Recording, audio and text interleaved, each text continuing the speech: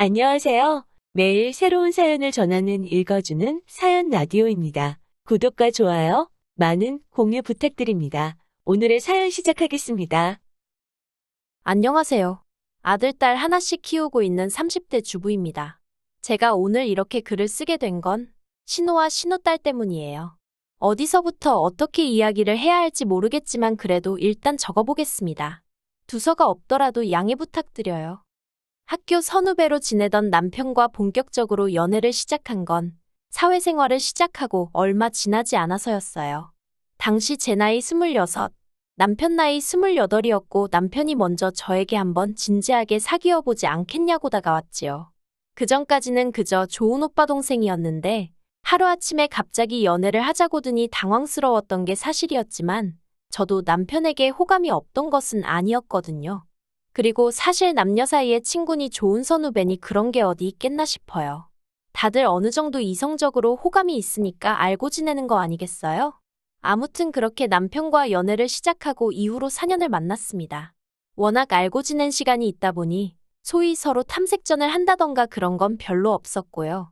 서로 다투고 토라지고 할 일도 많지 않았네요. 그러다 저도 남편도 좀 더 좋은 조건을 받아 이직에 성공하면서 결혼 이야기가 나왔는데 그게 벌써 몇 년 전 일이네요. 결혼 당시 시댁으로부턴 아무런 도움도 받지 못했고 친정에서는 아파트를 내주셨어요. 왜냐하면 시댁은 영사정이 여의치 못했거든요. 남편과 제가 본격적으로 결혼 이야기가 나오던 시기에 시매부가 하던 사업이 부도가 나네 만에 소리가 나왔고 신우 죽는 소리에 결국 시부모님이 두 분 사시는 아파트를 담보 삼아 대출을 받아주셨다 들었습니다. 그리고 그 액수가 자그만치 3억 가까이 되었어요.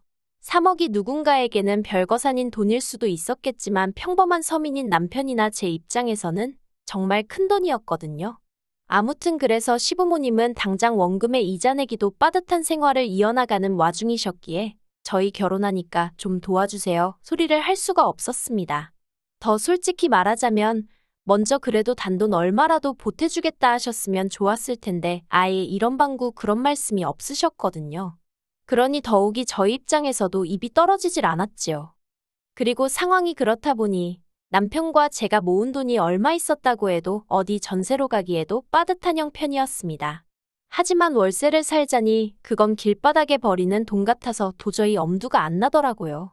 그렇게 남편과 골머리를 앓고 있을 때쯤 친정부모님이 저희를 부르셔서는 당신들이 경기도에 아파트 한 채를 갖고 있는데 거기 세입자가 계약 연장을 안 한다고 하니 거기라도 들어가서 살겠냐고 물어보셨습니다. 그리고 솔직히 저희야 그렇게 물어봐 주신 것만으로도 너무 감사했고 당연히 그렇게 하겠다고 했지요. 그런데 이 일을 가지고 시댁에서 이러쿵저러쿵 말이 나왔습니다. 예단과 혼수 이야기를 나누기 위해 시댁을 찾았던 날 남편이 저희 부모님 덕분에 집 문제가 해결되었다는 이야기를 꺼냈거든요. 그런데 어머님 아버님은 처음에 저희 친정부모님이 아예 집 한 채를 사주시는 걸로 이해를 하셨더라고요.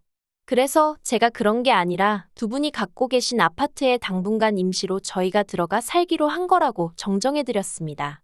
그랬더니 어머님이 그런 명의는 어떻게 되는 거냐고 물으시대요.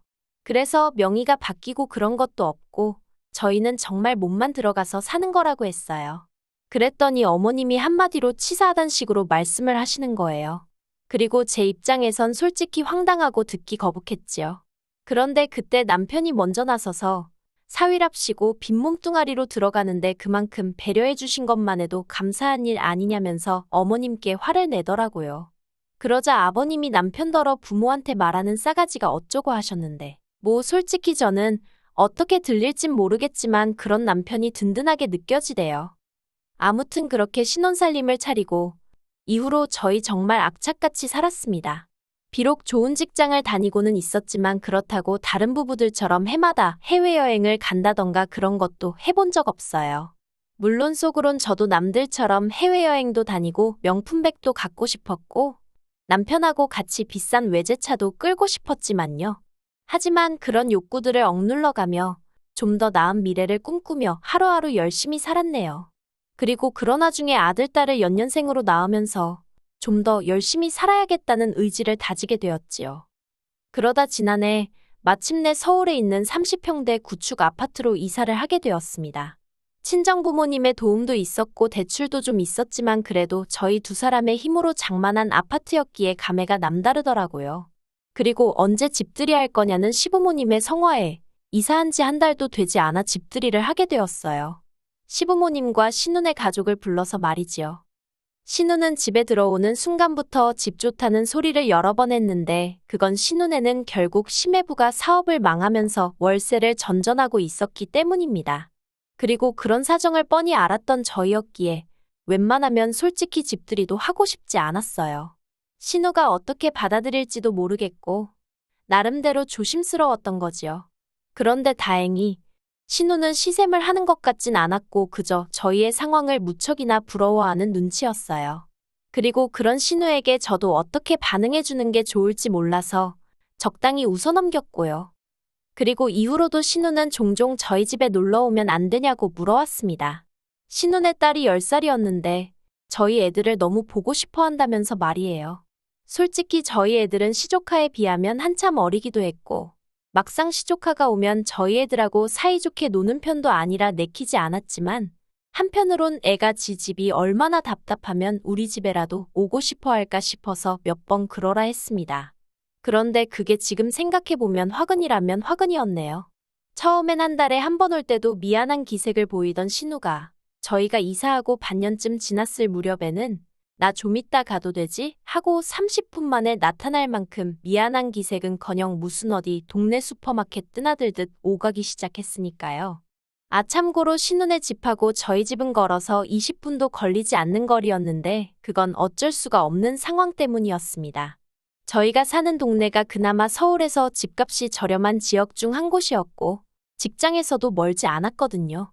단지 신우네가 근처에 산다는 이유로 몇 천만 원을 더 들여 더 불편한 지역으로 이사를 할 수는 없었으니까요. 아무튼 결국 참다 못한 제가 남편더러 신우가 오는 횟수를 좀 줄였으면 좋겠다고 이야기를 했어요. 그리고 남편도 자기가 진작에 눈치채지 못해서 미안하다며 확실히 정리해놓겠다고 하더라고요. 그래서 그렇게 상황이 일단락될 줄 알았습니다. 그런데 이게 웬걸. 시부모님으로부터 생각지도 못한 호출을 받고 시댁에 가게 되었는데 거기서 충격적인 소리를 들었네요. 시댁에 도착하니 어머님께서 어두운 표정으로 현관을 열어주셨습니다. 그리고 저는 속으로 어머님 아버님한테 무슨 건강상의 문제라도 생겼나 싶더라고요. 그렇지만 어쨌든 간에 좋은 일 같지는 않아서 먼저 이러쿵저러쿵 묻지 않고 그저 어머님이 말문을 여실 때까지 기다렸습니다. 그리고 이윽고 어머님이 입술을 떼셨는데 주제는 다름 아닌 신우였어요. 설마 신우 이야기려나 생각도 잠깐 했었는데 어머님 입에서 정말로 신우 이야기가 나와버리니까 이야기를 듣기도 전에 머리가 복잡하더라고요. 혹시 돈 이야기면 어떻게 거절해야 하지 싶었고 그런데 어머님이 꺼내신 이야기는 단순히 돈을 빌려주고 말고 하는 것보다 더 어이없는 것이었습니다. 어머님이 말씀하시길 심해부가 2년 전부터 아무도 모르게 주식에 손을 대고 있었답니다. 돈은 대출이 되는 곳이라면 몇 금융권이고 개의치 않고 융통을 했다고요. 하지만 수익은 조금도 내질 못해서 결국 월세도 제대로 내지 못하는 상황에 이르렀던 모양이에요. 그리고 결국 신우가 시부모님께 손을 벌렸는데 며느리로서 이렇게 표현하는 것이 껄끄럽지만 저희 시부모님 두 분 상황을 표현하자면 당신들 코가 석자인 분들이시거든요. 생활은 연금하고 저희가 매달 드리는 얼마간의 용돈으로 이어나가고 계셨고요. 그러니 당연히 아무리 사랑하는 딸이라고 해도 어떻게 도와주실 상황이 안 되셨을 거고. 그래서 저희를 부르신 거였어요. 어머님의 요구사항은 간단했습니다. 당장 나가는 월세라도 줄여야 하지 않겠냐며 저희더러 신우네 식구랑 합가를 하라는 말씀이셨지요. 저희 아파트가 30평대이고 창고처럼 쓰는 방도 하나 있으니 그걸 내주면 될 것 같답니다. 그리고 시조카는 저희 애들하고 한 방을 쓰게 하면 되지 않겠냐고요. 정말이지. 저희에게는 처음 하시는 이야기셨지만 얼마나 많이 이렇게 저렇게 상상의 나래를 펼쳐보셨는지 어머님 입에서 줄줄줄줄 이야기가 쏟아져 나오더라니까요. 그리고 당연히 저희 반응은 싫어요였습니다. 30평대 아파트가 무슨 으리으리한 궁궐도 아니고 어떻게 두 가족이 사느냐고 안 된다고 했어요. 그랬더니 어머님께서 그거 방 한 칸 내주는 게 무슨 얼마나 대단한 일이냐며 그렇게 째째하게 구느냐고 저에게 화를 내시대요. 그러자 옆에 있던 남편이 왜 이 사람한테 그러냐면서 어머님더러 그렇게 안타까우면 어머니가 누나 데리고 사세요 하더라고요. 그러자 어머님이 지금 이 집을 보고도 그런 소리가 나오냐면서 너네만 잘 살면 그만이냐 어쩌냐. 그래서 결국 어머님과 남편 사이에 고성이 오가고 아버님은 먼 산만 보고 계시고 저는 저대로 괜히 불똥 튈까 싶어서 남편 뒤에 숨어 있다시피 하다가 집으로 돌아왔습니다. 그리고 집으로 오는 길에 제가 남편더러 혹시 내가 같이 못 산다고 해서 서운하거나 속상하냐고 물었어요. 그랬더니 남편이 서운할 일이 따로 있지. 자기가 오히려 미안하답니다. 그러면서 어머님이 도대체 어쩌다가 그게 가능할 거라고 생각하시고 그런 이야기를 꺼내신 건지 모르겠다며 저더러 신경 쓰지 말라대요. 그리고 그렇게 상황이 마무리가 되었다고 생각했어요. 그런데 이튿날 남편은 출근하고 저는 회사 창립 기념일로 집에 있었거든요. 아이들을 유치원에 보내고 한숨 돌리고 있는데 밖에서 누군가 쾅쾅쾅 현관문을 부서져라 두들기는 게 아니겠어요. 놀라서 인터폰으로 밖을 확인하니 신호와 심해부였습니다. 원래대로라면 제가 출근했어야 하는 시간인데도 연락도 없이 막무가내로 와서 빨리 문 열라고 고함을 치고 있던 거죠. 어이가 없기도 하고 황당하기도 하고. 그래서 일단은 남편에게 전화를 걸어 밖에 신혼여행가 와 있는데 어떻게 하냐고 물었습니다. 그리고 저는 제가 긴장하고 있는 줄 몰랐는데 나중에 남편이 말하길 제 목소리가 완전히 얼어서 덜덜 떨고 있더라는 거예요. 그랬어서인지 남편이 저더러 문은 열어주되 지금 전화를 끊지 말랍니다. 자기도 지금 당장 출발하겠다면서요. 그리고 그 순간 남편이 그런 반차를 내는 건가 그래도 되나 별의별 생각이 다 들었지만 안 와도 된다는 소리는 차마 입 밖으로 나오질 않대요. 저는 남편이 시킨 대로 일단 현관문을 열었습니다. 그러자 신우랑 신매부가 씩씩거리면서 집 안으로 들어오더니 저희 집을 한번 휙 둘러보고는 진짜 집 가진 유세가 대단하답니다. 그래서 제가 유세라고 부린 것도 없다. 그냥 두 가족이 살기에는 불편할 것 같아서 싫다고 말한 것뿐이라고 했어요. 그랬더니 신우가 한다는 말이 자기가 생활비를 안 내겠다고 한 것도 아니고 안방을 내놓으라고 한 것도 아닌데 왜 싫으냐입니다. 그리고 그런 억지를 쓰는 신우랑 도저히 대화가 안 통한다 싶었는지 저도 모르게 이러니까 실추하고 대꾸를 해버렸네요. 그러자 신우가 어이가 없다는 듯이 저 말하는 것 좀 보라면서 정말 너무하답니다. 막말로 자기네가 거리로 나앉으면 전부 다 저 때문이라나요. 저는 더는 사람 대 사람으로 대화가 안 통한다 싶어서 아무런 대꾸도 안 하고 그저 할 이야기 다 끝나셨냐 소리만 했습니다. 그랬더니 심해부가 앞으로 나서서는 제 어깨를 자기 손가락으로 툭툭 치면서 평소에 착한 척은 혼자 다 하더니 무섭네요 무서워하며 빈정거리대요. 그리고 그때는 남편이 오겠다고 한 지 얼마 되지 않은 상황이었는데도 옆에 없는 남편이 원망스러울 만큼 상황이 무섭게 느껴졌어요. 제가 심해부더러 지금 이게 뭐 하는 짓이냐고 제 몸에서 손 떼시라 했습니다. 그러자 심해부가 자기가 저를 때리기랬냐 꼬집기를 했냐 계속해서 빈정거리더니 급기야는 자기 어깨로 저를 탁탁 밀더라고요. 그리고 그때 뒤에서 지금 뭐 하는 짓이냐는 소리와 함께 친정부모님이 눈에 보였습니다. 그러고 보니 친정부모님이 오전에 서울병원에 예약이 되어 있으니 일이 끝나는 대로 저희 집으로 오시겠다 했었거든요. 그런데 제가 그걸 까맣게 잊고 있었던 거지요.